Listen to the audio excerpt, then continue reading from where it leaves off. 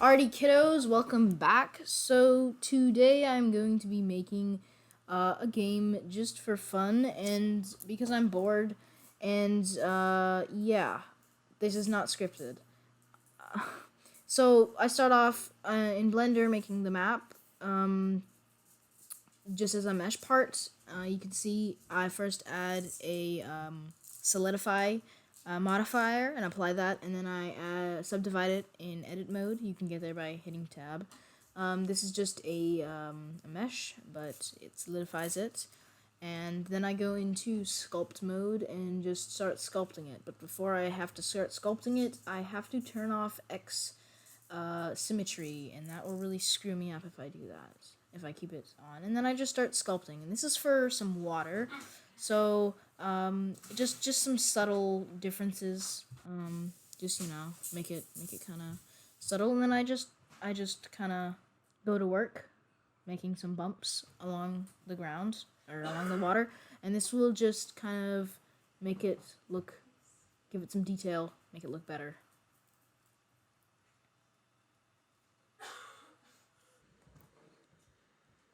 Okie dokie, so in this next video, or in this next clip, I am actually making a mountain for the map. You can see I add in my solidify modifier, and then I go into edit mode using the tab hotkey, and I subdivide. The maximum is 10 for a plane. That's all I really need. I don't really need any more than that. Doesn't really matter. I could subdivide it more, but I don't really want to do that. I think it's fine the way it is. I'm going for a more low poly effect. And then I just make sure everything's good, make sure everything's ready to, sculpt, and it seems like it was. So then I go over to sculpting.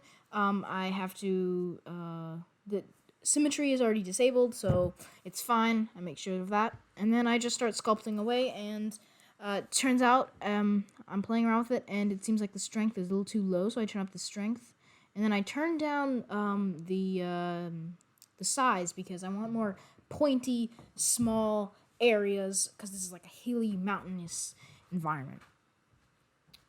After that, I just go to work making them, and I want to kind of make a valley in the middle, and I'll show you how I do that in a second.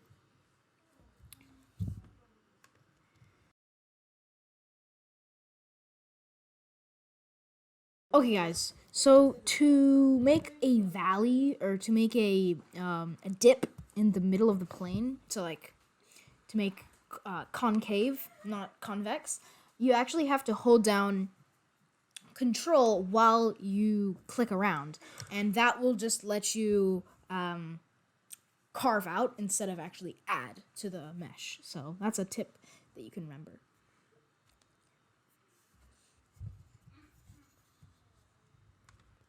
Okie dokie, guys, so once you import it into Roblox Studios, all you need to do is just make a mesh part, select your file, and then you can scale it, color it, whatever.